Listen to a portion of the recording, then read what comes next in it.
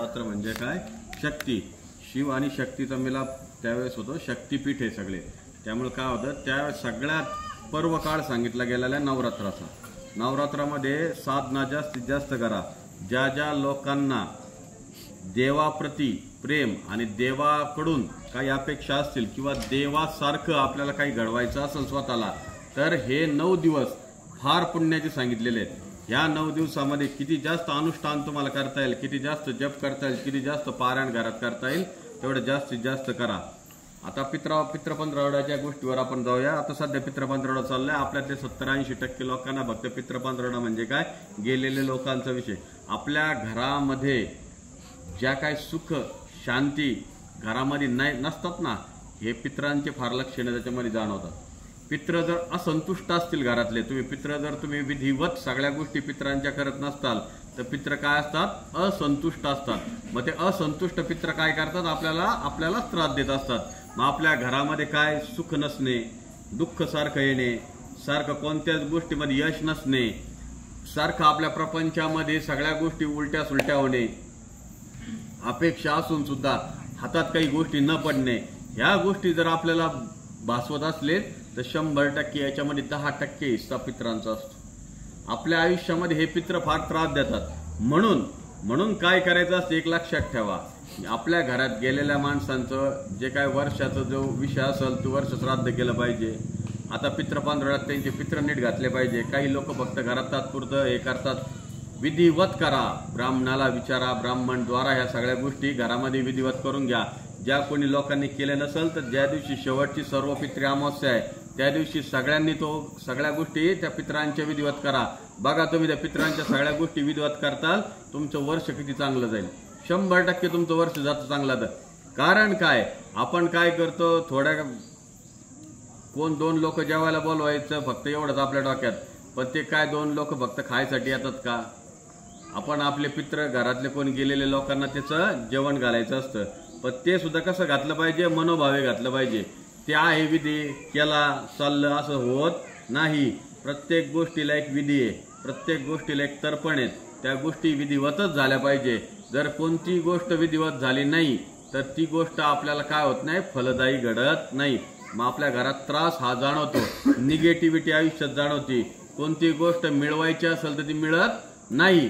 मग हे ज्या गोष्टी घडत असतात तर ह्या गोष्टी आपण काय करतो, आपल्याला असं वाटतं की आता चाललंय काय, आपल्याकडून चाललंय, आपण काय करायला चाललोय. काही लोकांचं तितकं डेंजर गोष्टी आहे. कोणती गोष्ट हातात घेतली की त्याच्या विरुद्धच होती. मग हे लक्षात ठेवा, याचे लक्षणं समजून घ्या. हे सगळे पित्राचे लक्षण आहेत. आता हे पित्राचे लक्षण आपण काय केले पाहिजे, शांत केले पाहिजे. म्हणजे शांत कशाने करायचे, सगळं विधिवत त्यांची विधी केले पाहिजे. त्यांना संतुष्टता मिळाली पाहिजे. त्या ब्राह्मणद्वारा घरामध्ये पूजा अर्चा केली पाहिजे त्या सगळ्या लोकांची. आणि त्या काय गोष्टी केल्या पाहिजे, शांत केल्या पाहिजे. आता ह्या सगळ्या पित्र पंधरवड्यामध्ये अजून एक लक्षात ठेवा, अजून काही वेळ गेलेली नाही. अजून पण आपल्याकडे किती दिवस आहेत, 4 दिवस आहेत. 4 दिवसामध्ये आपण ह्या सगळ्या गोष्टी विधिवत ब्राह्मणांद्वारा विचारून आपल्या घरातले पित्र नीट संतुष्ट करून घ्या. त्यानंतर कोणाच्या घरात गेलेल्या गोष्टी आहेत, वर्षाची जी विधी असतील तो वर्ष श्राद्धाचा जो विधी आहे, वर्ष श्राद्धानंतर जे दिवस वर्ष जातात सगळ्या गोष्टी, प्रत्येक वर्षी ते विधी नीट करत जा. 1 वर्ष पहिल्या वर्षी केलेला विधी फक्त आपण काय करतो, पहिलं वर्ष म्हणून नीट करतो. दरवेळेस आला काय येते, कोणाला तरी 2 गोष्टी खाऊ घालते, 2 केळं खाऊ घालतात, दूध घाला, असं करू नका.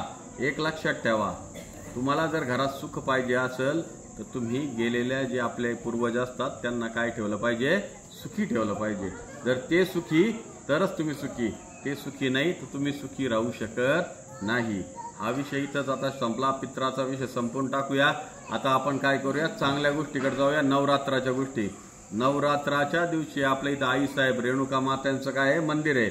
आपण चिदंबर स्वामींना काय करतो, इथून पहिल्या शनिवारी म्हणजे याच्या पुढचा जो शनिवार असेल तो पुढचा शनिवार जे लोक आहेत, आपले जे भक्त आहेत, त्या सगळ्या लोकांनी जास्तीत जास्त प्रमाणात द्या. कारण का आपण काय करतो, चिदंबर स्वामींची पालखी 1 प्रदक्षिणा घेऊन लवकर चालू करतो. 4 वाजता पालखी करतो. 1 प्रदक्षिणा घेऊन आपण पुढे जातो, मळगंगा मातेच्या भेटीला जातो. मळगंगा मातेच्या भेटीला जातो त्यावेळेस काय होते, बंधू भेट, भावा बहिणीची काय होती भेट तिथे. आणि तो सुंदर असा कार्यक्रम सोहळा बघण्यासारखा असतो. इथून तिथून सगळे देशवंडीकर आपल्या पालखीचं स्वागत करतात. ज्या ज्या रोडवर आपले लोक सांगावं लागत नाही, जे रोडवरचे लोक आहे प्रत्येक जण सडा रांगोळी काढणे हे आपलं बंधनकारक आहे. कारण की काय, देव आपल्याकडे येतोय. देव फक्त दोनदा येतात. देव मंदिरातून फक्त दोनदा बाहेर पडतात. कधी कधी काल नसतो. चिदंबर स्वामींच्या लग्न सोहळ्याच्या दिवशी आणि मळगंगा मातेच्या भेटीच्या दिवशी. मग हे 2 दिवस काय करतात, देव आपल्या घराच्या समोर येत असेल तर आपण काय केलं पाहिजे, किती मोठा उत्सव केला पाहिजे, फार मोठा उत्सव केला पाहिजे. कारण का की ज्या देवाची आपण उपासना करतो तो देव कुठे येतोय, आपल्या दाराच्या समोर येतोय. मग आपल्या दाराच्या समोर आल्यानंतर त्याचा उत्सव पण त्या मोठ्या प्रमाणात करा. त्या दिवशी प्रत्येक नवरात्राच्या दिवशी प्रत्येकाला ज्या जवळचे लोक आहेत त्यांना तसं माहितीच आहे, त्या प्रत्येकाने देवीची ओटी भरायचं सामान इथं घेऊन यायचं. ओटी भरणं हे बंधनकारक आहे. कारण की नवरात्रामध्ये आईसाहेबांची रेणुका मातेची ओटी आपण भरतो. रेणुका मातेची ओटी आपण आणावी. त्या दिवशी रेणुका मातेची प्रत्येकाने ओटी भरावी.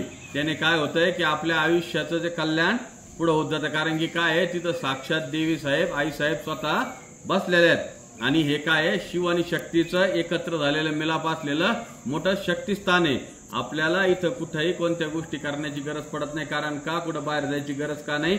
इथंच आपले सगळे सर्वस्व आहे. चिदंबर पण इथंच आहेत, आईसाहेब पण इथंच आहेत आणि पंचमुखी मारुती राया पण इथंच आहेत. त्याच्याबरोबर दत्तगुरूंचा औदुंबर पण इथंच आहे. चिदंबर स्वामी चंद्र सूर्य असेपर्यंत कुठं सांगितलेत, औदुंबर वृक्षामध्ये आहेत.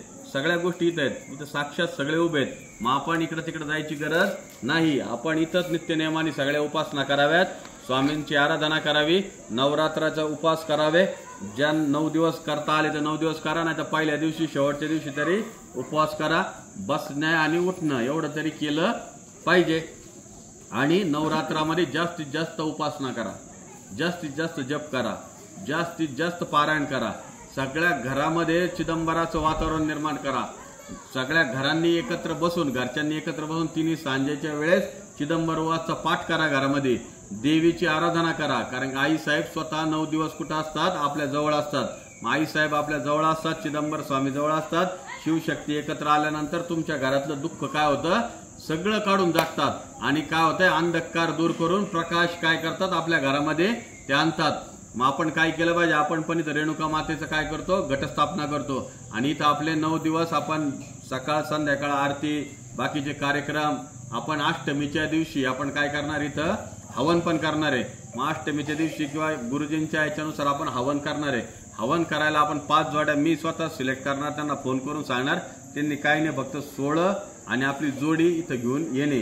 बाकीचं काय तुम्हाला यथाशक्ती यथाभक्ती काय गुरुजींचं दान द्यायचं असेल तर ते देणे, नाही जमत असेल तर त्याचं पण काही गरज नाही. आपण इथून देशवंडी मार्फत ते दान आपण देऊ. पण काय असते, आपण बसल्यानंतर जर आपण काही नाही, फुलाची पाकळी गुरुजींना दिली नाही तर त्याचं पुण्य आपल्याला पुण्य मिळत नाही. यज्ञ केल्याचं पुण्य अजिबात मिळत नाही. त्यामुळे आपण ती गोष्ट केली पाहिजे. पुढच्या शनिवारी परत एकदा लक्षात ठेवा, 15 दिवस झाले आपण बसलेलो नाही, पितृ 15 असल्यामुळं.